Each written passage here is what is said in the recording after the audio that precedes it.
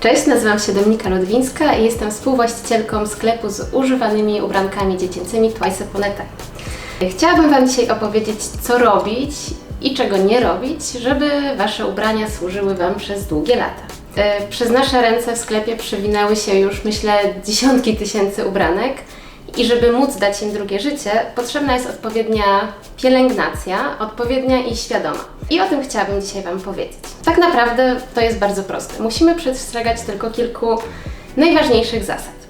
Po pierwsze, czytamy metki. Czytamy oznaczenia na metkach. Wiem, że może to brzmieć banalnie, ale jestem pewna, że tak naprawdę duża część z Was nie zagląda do tego, co jest na metkach.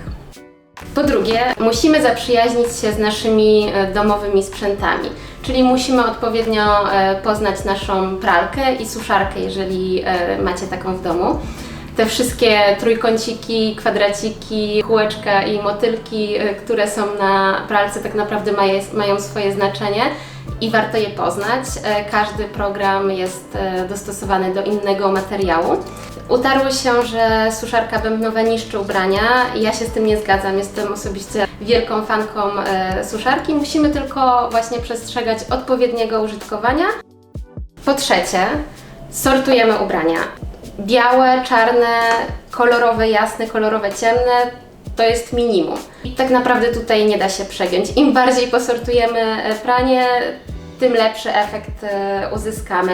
Przyznam się, że zdarzyło mi się puszczać pralkę z jedną rzeczą, ponieważ nie pasowała mi do żadnej z moich posortowanych kubek. Bałam się o tą rzecz, więc jeżeli nie jesteśmy pewni, z czym ją wyprać, to możemy ją prać osobno.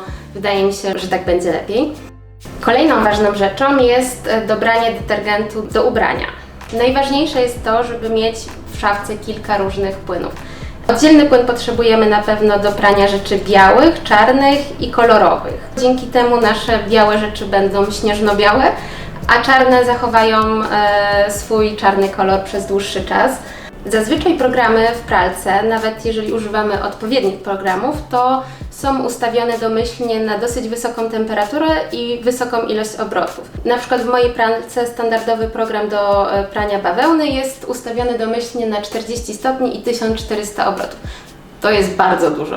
Zmniejszamy sobie pranie do temperatury 30 stopni i maksymalna ilość obrotów, jaką używamy, to 800-1000. W praniu również wydaje mi się, że warto wyznawać zasadę co za dużo to niezdrowo i pierzmy nasze ubrania tylko wtedy, jeżeli jest to naprawdę konieczne.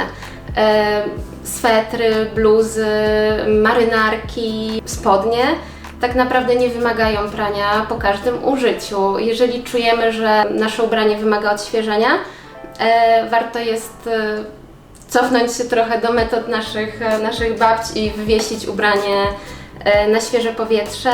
Można również użyć steamera, parownicy i przejechać kilka razy po naszym ubraniu, żeby nadać mu świeżość, a niekoniecznie musimy od razu wrzucać je do pralki, ponieważ nawet jeżeli zastosujemy się do wszystkich zasad, o których tu mówimy, to jednak ubranie prane w pralce zawsze jest poddawane większej pracy niż takie odświeżone na świeżym powietrzu. Jak mamy już uprane ubranie, to musimy je wysuszyć. Tak jak wspomniałam, jestem fanką suszarek bębnowych i uważam, że odpowiednio używane są ok i wcale nie niszczą ubrań, ale znowu musimy dostosować sposób suszenia ubrania do informacji, które mamy na metce. Część ubrań możemy powiesić, część ubrań lepiej jest suszyć na płasko. Zawsze na płasko suszymy swetry. Swetry pod wpływem wody stają się właśnie ciężkie i jeżeli wysuszylibyśmy sweter wiszący na suszarce, byłby kompletnie zdeformowany, więc pamiętajmy o tym, że swetry i wszystkie delikatne tkaniny zawsze suszymy na płasko. Jeżeli na metce mamy kwadracik z poziomą kreską, to znaczy, że to ubranie musi leżeć. Jeżeli chodzi właśnie o swetry, unikamy też suszenia blisko źródła ciepła, czyli kaloryfera, ponieważ wełna i delikatne tkaniny nie lubią gwałtownych skoków temperatury, więc zarówno jeżeli chodzi o pranie i o suszenie, staramy się, żeby to była temperatura pokojowa, a nie gwałtowne skoki i spadki temperatury. Przed suszeniem zawsze strzepujemy ubrania i staramy się nadać im taki kształt, jaki mają mieć docelowo. Jeżeli chodzi o prasowanie, to jest akurat moja najbardziej znienawidzona czynność, więc jeżeli tak samo jak ja nie lubicie prasować, to pamiętajcie, że wszystkie te etapy poprzedzające prasowanie, jeżeli są wykonane w odpowiedni sposób, ułatwiają prasowanie lub wręcz rzecz nie wymaga prasowania, jeżeli traktujemy ją odpowiednio wcześniej.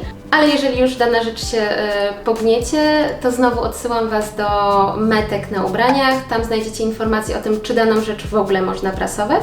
A jeżeli można, to w jakiej temperaturze. Czy jest to niska, wysoka temperatura. Pamiętajmy o tym, że delikatne tkaniny zawsze prasujemy na lewej stronie. A dla większego bezpieczeństwa możemy również przeprasować rzecz przez bawełnianą ściereczkę. Więc tutaj znowu też zasada, że prasujemy tylko jeżeli musimy i dostosowujemy formę prasowania i temperaturę prasowania do informacji, która znajduje się na metce. Jak mamy już uprane, wysuszone i uprasowane ubrania, to musimy je w odpowiedni sposób przechowywać. To również jest bardzo ważne. Niektóre rzeczy lubią być rozwieszone, a niektóre rzeczy lepiej złożyć. Nigdy nie wieszamy swetrów. To jest kolejna złota zasada. Swetry zawsze składamy i układamy, możemy układać jeden na drugim, ale luźno. Swetry muszą mieć swoją przestrzeń, ale muszą być złożone. Wieszać możemy sukienki, marynarki, zawsze wieszamy, koszule. I pamiętajmy jeszcze o tym, że jeden wieszak, jedno ubranie. Nie ubierajmy wieszaków na cebulkę. Po pierwsze, możemy uszkodzić to ubranie, które jest na najniższej warstwie, a po drugie zapewniam Was, że któregoś dnia tuż przed wyjściem będziecie szukać danej rzeczy i zapomnicie o tym, że ona wisi na samym dnie, więc jeden wieszak, jedno ubranie. Jeżeli wiecie, że jakaś rzecz będzie czekać na wieszaku długo przed założeniem, na przykład zimowa kurtka, warto ubrać tą rzecz w pokrowiec, wtedy będzie mogła sobie bezpiecznie czekać na swoją kolej, nie zakurzy się, nie pobrudzi i jest to najbezpieczniejsza opcja przechowywania ubrań. A jeżeli macie wątpliwość, czy dana rzecz ma wisieć, czy być złożona, to lepiej ją złóżcie. To chyba już wszystkie moje złote rady. Mam nadzieję, że okażą się przydatne, a Wasze ubrania będą Wam służyć przez długie lata. Dzięki!